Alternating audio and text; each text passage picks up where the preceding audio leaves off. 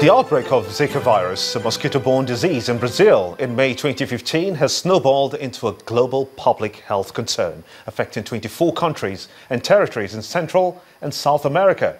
Perhaps not to be caught unawares, Nigeria's Federal Ministry of Health issued a travel restriction advice against trips to these countries, particularly for pregnant women. Tonight, on our Focus on Health, our correspondent Yomi Otaigbe takes a look at what more Nigeria's health authorities can do to protect the citizenry, particularly as the country is prone to the disease.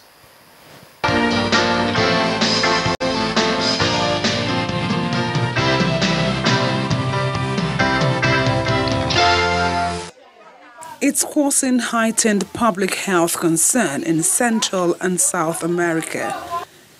Indeed, the World Health Organization, WHO, has described the ongoing Zika virus outbreak in these countries as spreading explosively.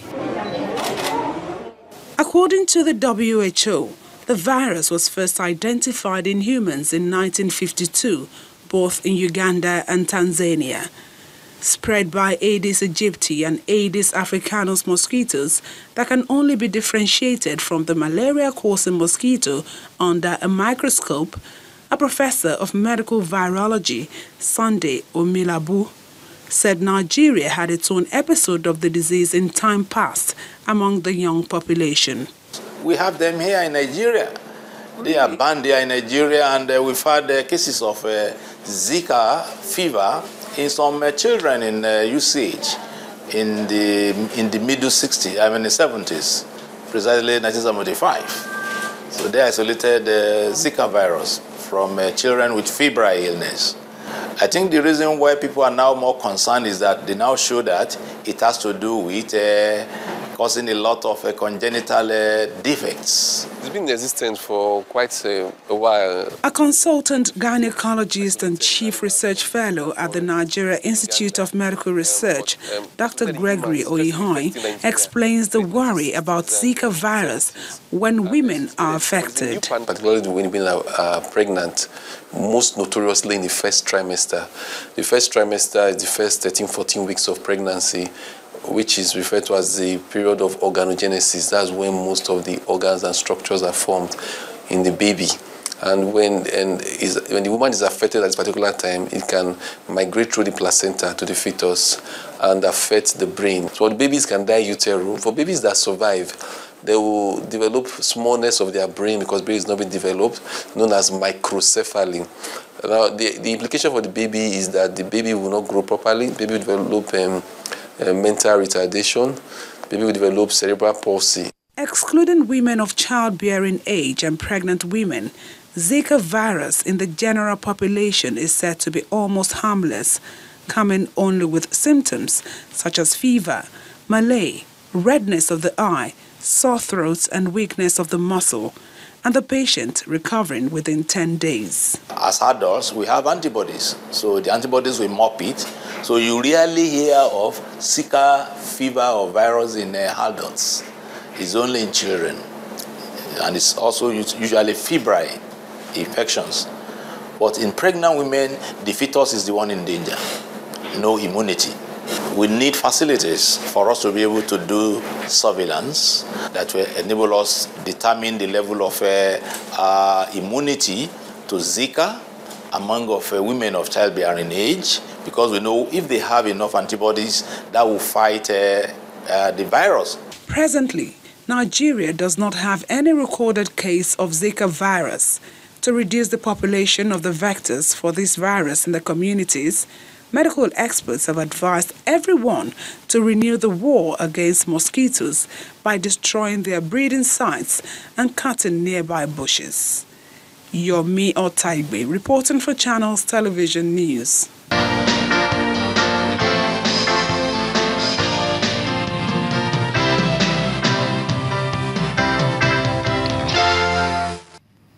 In a bid to tackle the shortfall of affordable housing for the people of Anambra State, the government has flagged off the middle and low-class housing estate.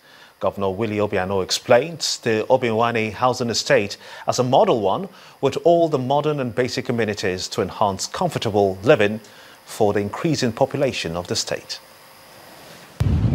Obiwani Estate is to be situated less than 10 minutes away from Awka, the Anambra State capital. The estate is to be built on a 315 plot of land space. Once complete, the housing challenge in the state will be greatly reduced. For Governor Willie Obiano, who performed the groundbreaking, nothing could be more fulfilling than making the people's needs a priority. This in addition to the 9 already existing housing estates in Anambra, mainly in Awka environ, Awka Capital Territory and Onitsha. This will significantly boost the housing requirements of the state. Obiwani Estate, which will complement other housing projects in the state, is aimed at attracting investors. I'm sure the state will get a lot of benefits from this type of development. And we implore you to please extend it to other local governments so that more of our people will come in and invest. It wants the agency to be active and functional to its statutory duty of providing housing to our people. This land is free from any encumbrance. The highlight of the event was the official flag-off of the construction of the project and the unveiling of the memorial plaque by the governor. The Independent Petroleum Marketers IPMAN in Aba has appealed to the federal government to, as a matter of urgency, intervene in the lingering fuel crisis in the southeast, or there will be a total shutdown of petrol stations in the zone. Briefing newsmen after a meeting with members of the association from Aba and Owerri unit, the IPMAN chairman Aba unit, Mr. Bobby Eberichidi, said tank farm owners have continued to sell the petrol above the official price allowed. He insists that it would be unfair on the marketers if they sell at government-approved price of 86 naira 50 kobo per litre when they buy at a very high price from the private tank farms. We resolve as follows: that one, that PPMC should do everything possibly means for them to make sure that there's product in our depot. Because if there's product in our depot, there will be enough supply of petroleum products within the neighboring towns in the southeast, and that will help to make marketers to sell fuel at the government-approved price. Secondly, that the federal government, the NNPC, should clamp down on the private tank farm owners for them to sell fuel, popularly called petrol, to our marketers at the government-approved price, and whereby that is not being done, and our marketers are being forced to sell at the government-approved price, will shut down and will not sell until we receive allocations from federal government at the government-approved price. Time now for business news on the News at 10 with Ann Waudo.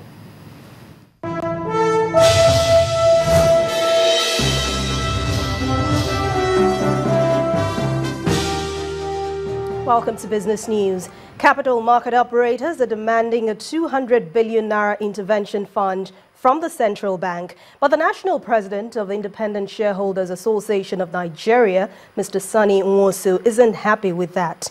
Speaking on our program, Capital Market, this evening, Mr. Nwosu says the request is inappropriate because of the losers borne by retail investors. As far as we are concerned, as Nigerian shareholders and investors, it's not an appropriate demand for this, because who suffers more in the capital market? It's actually the retail shareholders and the shareholders who suffers. Because at the point of instructing them to buy you a share, there's something called transaction fee. And they go away with the transaction fee. If anything is happening, if the shares are at risk, it is on the account of those they purchase these shares for. So if there's anybody to be compensated or to be given loans and all this and that, it should be Nigerian shareholders and not the brokers, because they made money from even the the shareholders. The president of Dangote Group, Alhaji Aliko Dangote, has identified entrepreneurship as the key to Africa's socio-economic future, without which the continent cannot compete with other global economies. He made this known at a pre-convocation lecture he delivered at the Ahmadu Bello University, Zaria, in Kaduna State. This is the 38th pre-convocation ceremony of the Ahmadu Bello University, Zaria, in Kaduna State. And here, issues of national development are in focus. Speakers at the event believe that economic integration is one solution to underdevelopment. They are of the opinion that micro, small and medium enterprises must be given priority attention. We can safely conclude that entrepreneurship is the only way to secure Nigeria's future. We have all the resources, both human and natural, at our disposal to do this, and we owe it to ourselves. When you import, you export jobs to other countries and you import poverty to your nation. And I think we need to be using local manufactured goods so that you can actually support entrepreneurs for them to grow. Because without you patronizing them, there is no way any entrepreneur will be able to grow. According to them, the unemployment rate in Nigeria has risen progressively over the years. The chairman of the occasion and emir of Kano is concerned about the over 20 million Nigerians who are currently unemployed. If you look at Nigerian demographics today, we have a population of 160 million. The median age is 19. What this means is that in the next 20 years, Nigeria is going to have 80 million youth in the job market. 80 million people. They're already born, so you can't do family planning. And they're already here. They're alive. So the question we have to keep asking ourselves, as leaders, as government, as students, as intellectuals, is what have we done to show that we are preparing to receive these 80 million people? And if the recommendations of the speakers at this event are taken seriously by the authorities, there's a possibility that unemployment and economic degradation in Nigeria will be reduced to the barest minimum. Average rate at the interbank market dipped 171 basis points to close at 7.09% on the back of increased system liquidity, and the system recorded inflows via maturing open market operations bills of 331.35 billion naira, and then withdrawals via OMO auction totaling 233.43 billion naira this week. On the back of liquidity pressures, the overnight, 1 month, 3-month and 6-month rate closed at 0.88%, 7.93%, 9.14% and 10.42%. The NSE All-Share Index and market capitalization appreciated by 0.38% to close the week at 23,916.15 and 8.225 trillion naira respectively.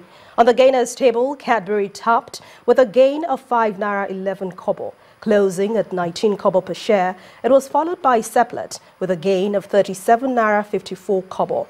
On the decliners table, Keverton lost 38 kobo to close at 1 naira 86 kobo. Unilever and FBN Holdings closed at 35 naira 24 kobo and 3 naira 93 kobo. On the financial services industry led the activity chart with 954.328 million shares valued at 5.533 billion naira traded in 9,797 deals. The conglomerates industry followed with 71.954 million shares, while the consumer goods industry recorded a turnover of 41.964 million shares, worth about 2.180 billion naira.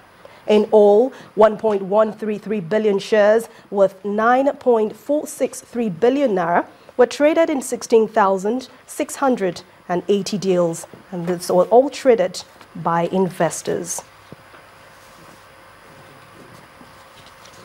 Now, if Nigeria is willing to open up its economy for capital inflows, then the Central Bank of Nigeria will have to redefine the objectives of monetary policies.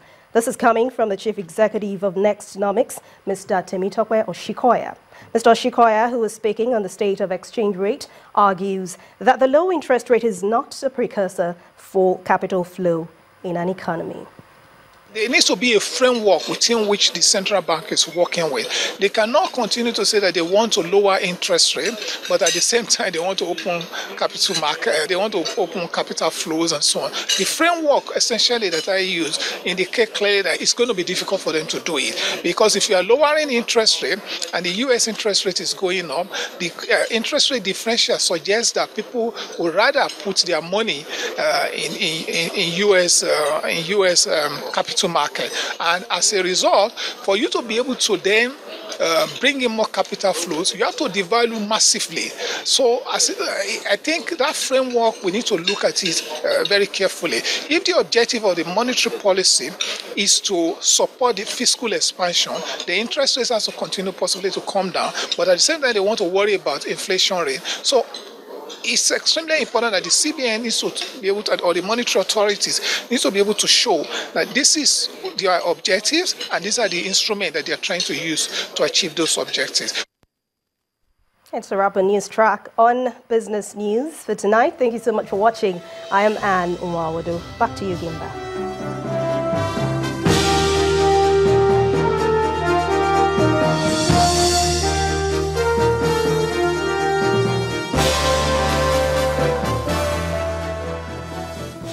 And still ahead on the news at 10. World number 1 Novak Djokovic sets sights on 6th Australian Open title, but expects a fierce battle in the finals against Andy Murray. That's on Sports News. Do stay with us.